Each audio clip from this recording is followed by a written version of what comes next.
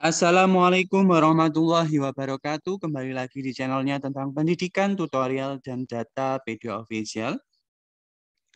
Kali ini Pedia Official akan memberikan penjelasan mengenai program Pejuang Muda Kampus Merdeka Indonesia Jaya, ide dan pengemasan program Pejuang Muda Kemensos, Kementerian Sosial Republik Indonesia. Namun sebelum saya jelaskan, bantu untuk mengembangkan Pedia Official dengan cara subscribe, like, komen, dan share. Teman-teman, mungkin dari sekian banyak teman-teman ada yang bertanya bagaimana cara melakukan pendaftaran magang di Kementerian Sosial untuk program Pejuang Muda. Apa saja syaratnya dan kapan waktu terakhir untuk melakukan pendaftaran? Oke, teman-teman bisa simak video penjelasan dari Pedia Official, channelnya tentang pendidikan, tutorial, dan data. Teman-teman, kita bahas dulu Pejuang Muda ini sebagai laboratorium sosial.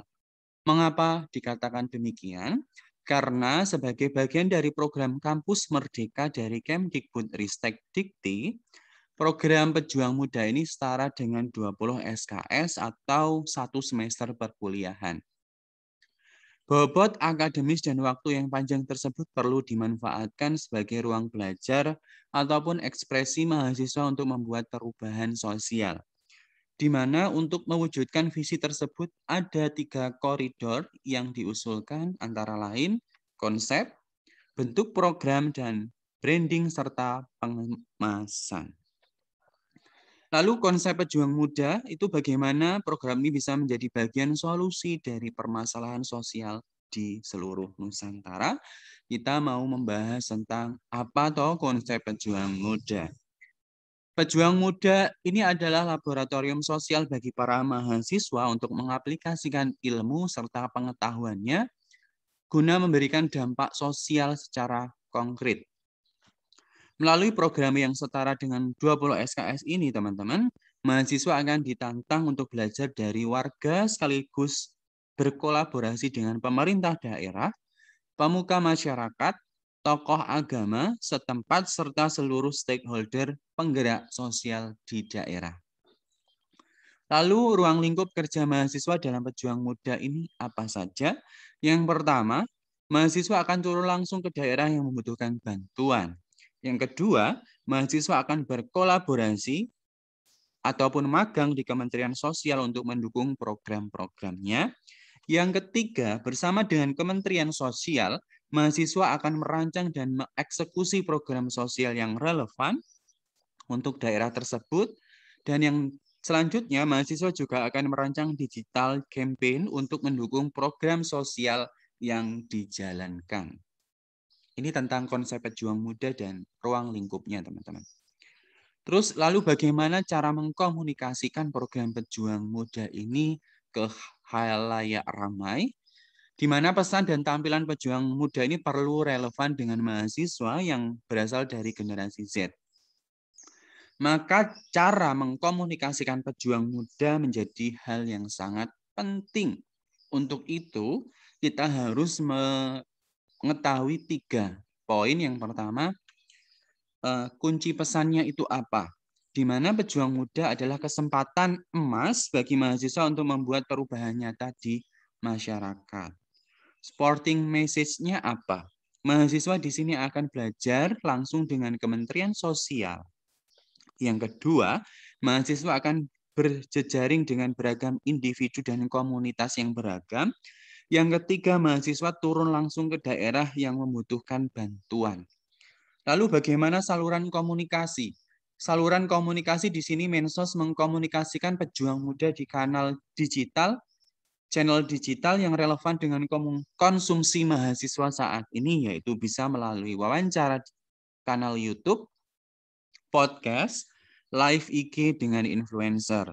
Amplifier, di sini Kementerian Sosial diperkuat dengan brand ambassador untuk mempromosikan program ini, teman-teman.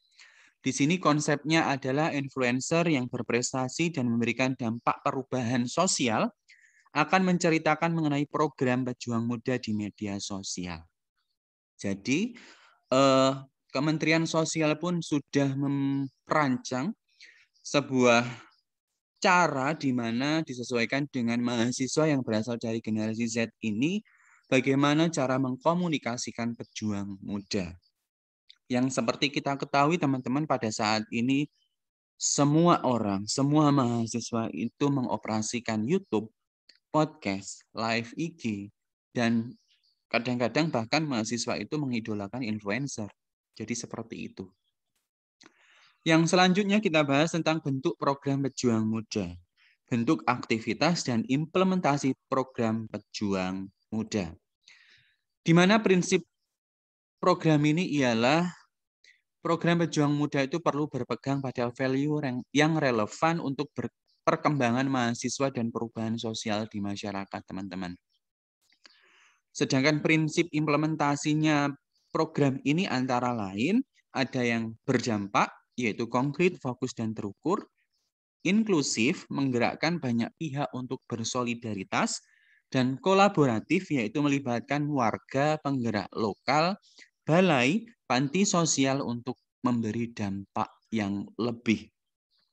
Di mana ketiga prinsip ini akan diwujudkan dalam dua bentuk konkret aktivitas pejuang muda, yaitu fokus pada 4 program utama dan blended activity, di mana nanti akan ada 2 aktivitas yaitu offline dan online. Fokus program dari program ini ialah social entrepreneurship atau pahlawan ekonomi, di mana tujuannya ialah usaha pengentasan kemiskinan dan penyelesaian masalah sosial melalui konsep pemberdayaan sosial bagi fakir miskin dan lansia. Ada 4 fokus di sini ialah daerah pasca bencana, di kantong kemiskinan, di komunitas adat terpencil, dan di seluruh Nusantara. Di mana di sini mahasiswa akan berperan sebagai agen perubahan sosial melalui 6 kegiatan. Yang pertama, pemetaan masalah, teman-teman. Yang kedua, identifikasi alternatif solusi.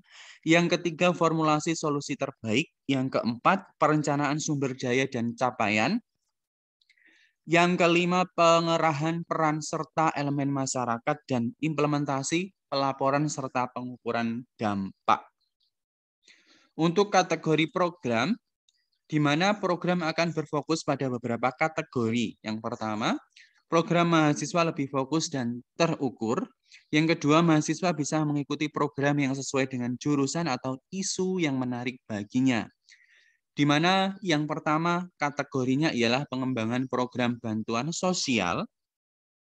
Yang kedua, pemberdayaan fakir miskin dan lansia. Di sini ada inovasi program sosial untuk membantu fakir dan miskin atau lansia. Yang ketiga, pola hidup sehat dan kesehatan lingkungan, di mana pengembangan program kesehatan lingkungan bagi masyarakat kurang mampu serta memperkuat gaya hidup sehat di seluruh level masyarakat.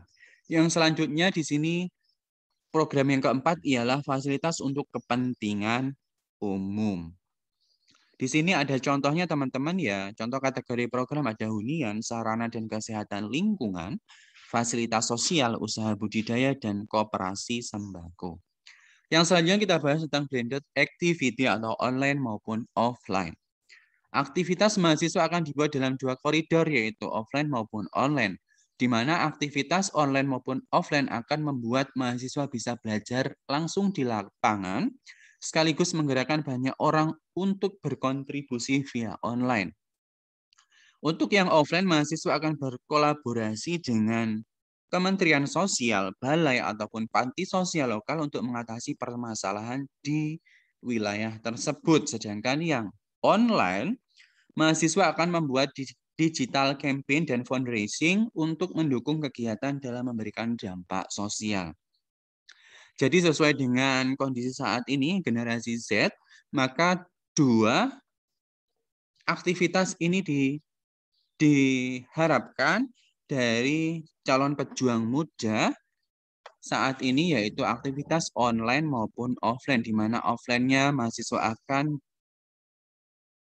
diberikan bekal pengalaman melalui magang dengan Kementerian Sosial. Sedangkan yang online, mahasiswa akan membuat digital campaign dan fundraising untuk mendukung kegiatannya tersebut. Jadi seperti itu teman-teman.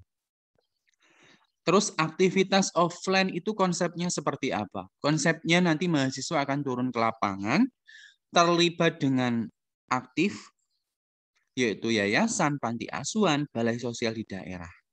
Mahasiswa ini juga akan merancang, membantu, dan mengeksekusi program bersama yayasan, panti, dan balai sosial jejaring Kemensos. Skema aktivitas online offline-nya itu bagaimana, teman-teman? Yang pertama, mahasiswa mendaftar.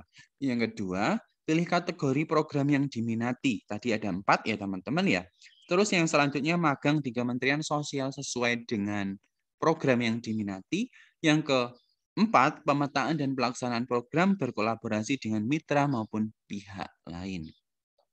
Lalu bagaimana cara rekrutmen dan persyaratan dari pejuang muda?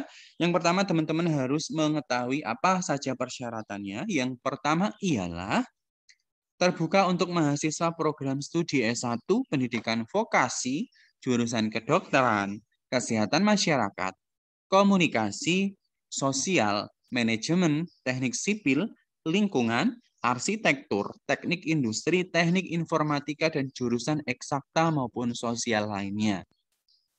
Itu yang pertama. Yang kedua, mahasiswa perguruan tinggi aktif yang minimal berada di semester 5. Jadi yang saat ini teman-teman berada di semester 5 atau 6 atau 7 itu bisa melakukan pendaftaran menjadi calon pejuang muda. Yang ketiga ialah IPK minimalnya 2,75. Dan yang keempat, memiliki pengalaman organisasi di lingkungan kampus maupun luar kampus. Yang selanjutnya, memiliki kemampuan kerjasama dan komunikasi yang baik. Yang keenam, memiliki komitmen mengikuti dan menyelesaikan program pejuang muda. Yang ketujuh, bersedia mengikuti kegiatan secara online maupun offline. Tadi kan ada blended ya teman-teman ya, ada offline, ada online. Yang kedelapan, tidak terkait program sejenis di institusi ataupun lembaga lain. Jadi teman-teman nanti bisa melihat persyaratannya. Jika teman-teman sesuai, ikuti saja teman-teman program pejuang muda ini. Ini merupakan sebuah solusi bagi teman-teman yang ingin menambah wawasan, menambah pengetahuan, menambah link. Jadi teman-teman bisa mengikuti program yang bagus ini. Terus yang selanjutnya kita bahas bagaimana cara registrasinya. Cara registrasinya nanti teman-teman silahkan mendaftar melalui www.pejuangmuda.kemsos.go.id. Nanti selanjutnya teman-teman silahkan mengupload dokumen yang diminta pada laman pendaftaran. Yaitu diantaranya ada transkrip nilai terakhir, ada kurikulum vitae, dan isi tentang social entrepreneurship. Untuk seleksinya, ini teman-teman ada 3 tahapan, yaitu ada seleksi administratif untuk menilai kelengkapan dan kesesuaian berkas calon peserta serta kualitas IC-nya. Yang kedua ada seleksi tertulis, dan yang ketiga ada seleksi wawancara oleh tim panelis. Jadi teman-teman nanti bisa melakukan pendaftaran menjadi calon pejuang muda tahun 2021.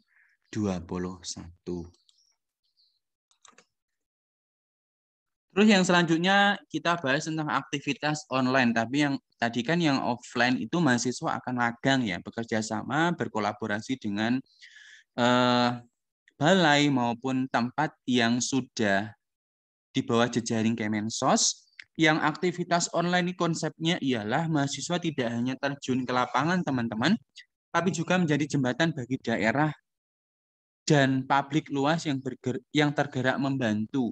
Aktivitas online ini dibuat agar program lebih inklusif karena penggerak perubahan tidak hanya mahasiswa, tapi juga publik luas yang tergerak membantu. Bentuk konkretnya seperti apa aktivitas online ini, teman-teman?